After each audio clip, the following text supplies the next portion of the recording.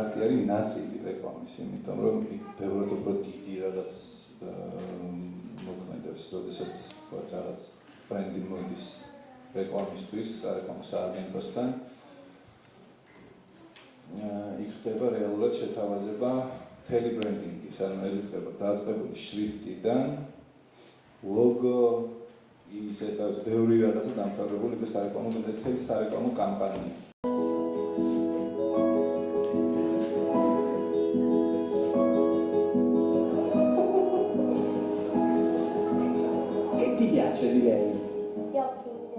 ძალიან მნიშვნელოვანია ეს ფესტივალი იმ მხრივ, რომ ახალგაზრდებს აძლევს რაღაც kicks, სტიმულს იმისთვის, რომ რაღაცა გააკეთონ.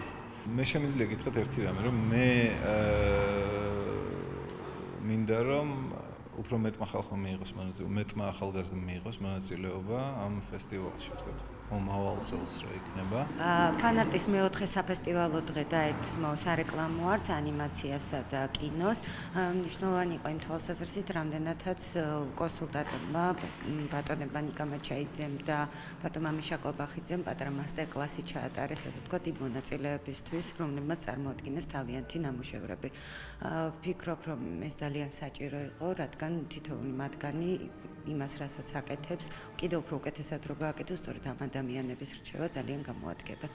ნებევებული იმით, რომ მიშა კობახიძის ფილმების რეტროსპექტივა მოხდეს, ეს მოხდა მხოლოდ ერთხელ რუსთაველის თეატრში, მეორჯერ ხდება ფანარტის ფარგლებში.